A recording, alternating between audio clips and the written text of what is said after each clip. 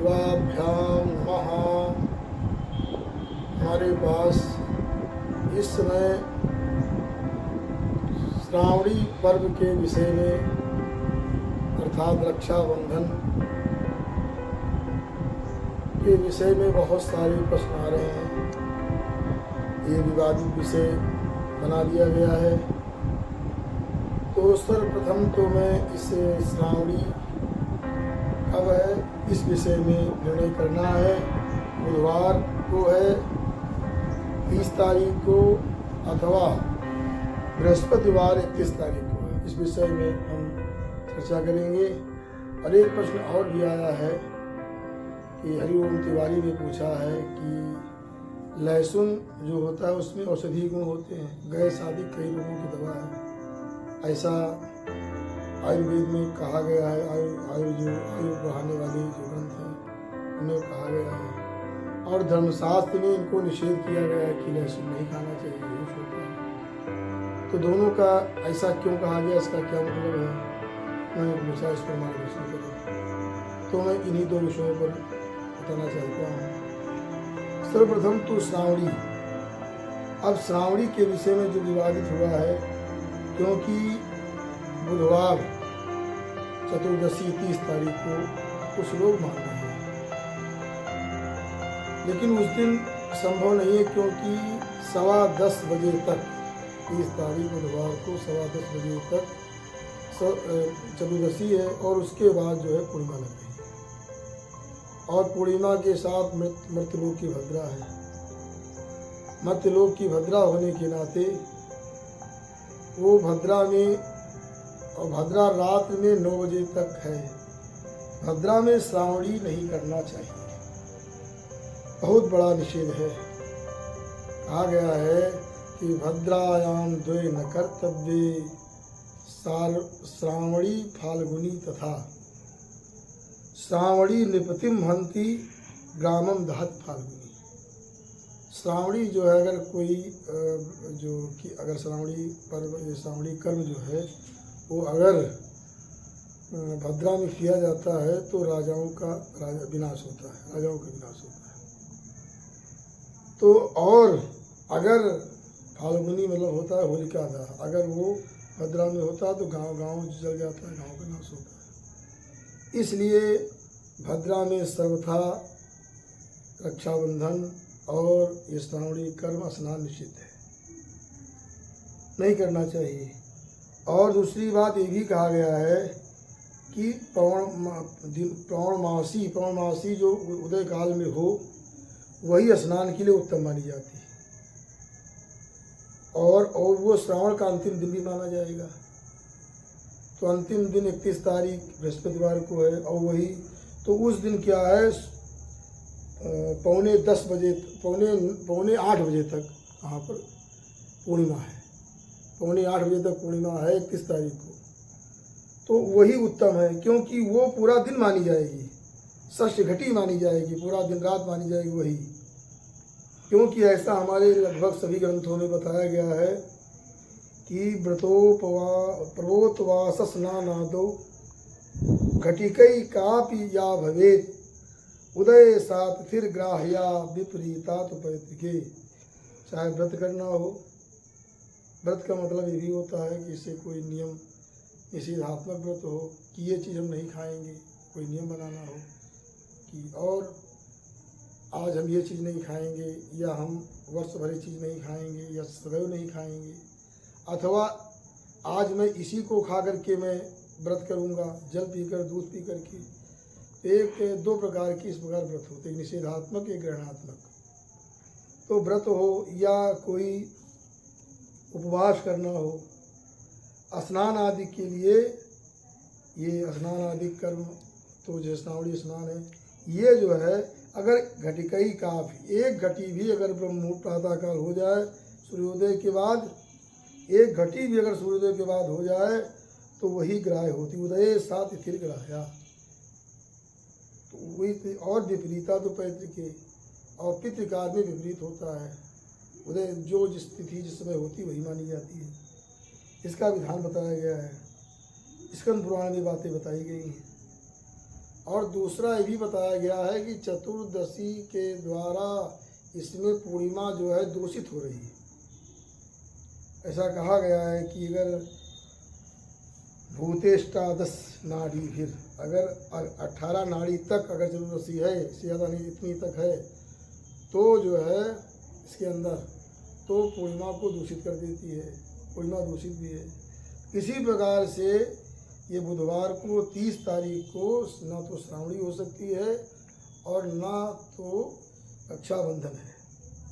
इसलिए इसका उत्तर ये है कि 31 तारीख को उदयकालिक पूर्णिमा है, 8:15 बजे तक है, और उसी में जो है रक्षाबंधन भी और श्रावणी स्नान और श्रावणी कर्म करें।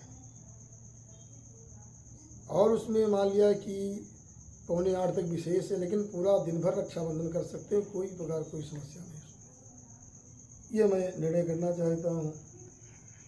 और कुछ लोग जो है इसमें जो विपरीत बोलते रहते हैं, उनका और पटांग बोलने का स्वभाव होता है कि हम परिणाम को भी मिल जाता है, लेकिन फिर भी वो, और श्रावणी स्नान अवश्य करना चाहिए ब्राह्मणों को। और से ब्राह्मण क्षत्रिय स्नान तो सभी वर्णों के लिए है, ब्राह्मण क्षत्रिय वैश्य शूद्र सबको स्नान करना चाहिए। अब ब्राह्मण क्षत्रिय वैश्य जिनका उपनयन संस्कार हो चुका, ब्राह्मण क्षत्रिय वैश्य उनका वैदिक मंत्रों के द्वारा होता है, सवैदिक होता है और उनका मंत्रहीन होता है, लेकिन स्नान सबको करना चाहिए, बहुत बड़ा महत्व है। उसमें हम लोग नियम है कि अनेक प्रकार की जो है गोदुग्ध, गोदधि और गोबर, गोमूत्र, पंचगव्य, मधु और इस प्रकार से स्वर्ण स्नान, रत्न स्नान, अनेक प्रकार की औषधियों का स्नान, लय चिचरा, ये सब जैसे दूर्वा है, इन सब का स्नान किया जाता है। बहुत बड़ा महत्व बताया गया है। इसमें शिव पुराण में भी बताया गया है कि जो है अनेक प्रकार पंचगव्य का स्नान, दही, दूध, दही, मधु आदि, मूलई फलानाम सारस्य, अनेक फलों के जो सार होते हैं मूल से, माने औषधियों से, जो औषधियाँ गंध तोय से, गंधयुक्त जल से, कुश और पुष्प के जल से, हिरण्य रत्न तोय, इस सब बताया गया है, तो उनसे सबसे स्नान करना चाहिए। और इस प्रकार हमने एक वीडियो डाला था, उसमें एक महाशय जी बहुत विरोध करने लगे, औषधीय स्नान कैसे हो सकता है, ये स्नान कैसा हो सकता है, रत्न का स्नान क्यों है, ये गलत है। अब वो प्रमाण क्या दे रहे थे कि ये सूत्र ग्रंथों में कहीं नहीं ये सब दिए गए, और अपना 10 स्नान करते हैं, ये सब दूध, दही, घी और पंचगव्य आदि स्नान करते हैं और स्नान करते हैं। और तो हम उनसे कोई ये पूछे कि किस सूत्र में जो तुम 10 प्रकार के स्नान कर रहे हो, वो स्नान किस सूत्र में लिखे हुए हैं, उससे पूछना चाहिए। वो जानते हम ही सूत्र पढ़े हैं, जबकि कोई सूत्र नहीं पढ़े हैं। तो ऐसे इससे कुतर्की होते हैं, कोई विचारी लोग होते हैं जो ये स्नानों का विरोध करते हैं, ये स्नान न करो, रत्न स्नान न करो, उनको नहीं ज्ञान है। तो ऐसे बहकावे में नहीं पढ़ना चाहिए। जो अनेक प्रकार के विधान है, हम लोगों की श्रावणी जो है ये 31 तारीख को प्रातःकाल 6 बजे गोला घाट, अर्थात से पाप मोचन घाट कहते हैं, गोला घाट पर हम लोगों का स्नान होगा और फिर दुर्वासा आश्रम में आकर के यहाँ पर सप्तर्षि पूजन होगा और सारा कार्यक्रम संपन्न होगा। और दूसरा एक प्रश्न जो हरिओम तिवारी का है कि उन्होंने कहा, ठीक है, पूछा है कि भाई जो है हमारे आयुर्वेद में जो शास्त्रों में लहसुन को भी अनेक प्रकार की जो औषधियों का निवारक माना गया है, गैस आदि के लिए लोग लहसुन का प्रयोग करते हैं, और लेकिन धर्मशास्त्रों में निषेध किया गया है कि ये तामसी है। तो दोनों बातें इसलिए इसी कहा गया है क्योंकि जो लहसुन, प्याज, जो भी ये चीज़ें ऐसे कहा गया है हमारे ग्रंथों में, छत्राकम विडबराहम च लसुनम ग्राम कुकुटम पलांडुम गृंजनम चयो मत्या जगध्वा पते द्विजा।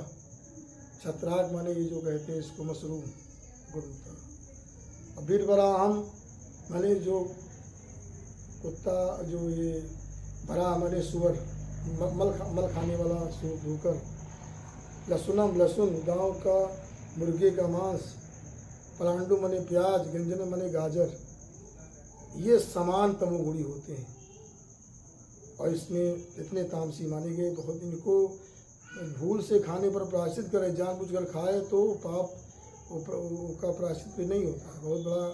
इसलिए इन चीज़ों से बचना चाहिए, ऐसा धर्मशास्त्र में कहा, क्योंकि तमोगुण को बढ़ाने वाले हैं और सतोगुण बढ़ाने की जो इच्छा रखते हैं उनके लिए श्रद्धा निषेध कभी नहीं पाना चाहिए।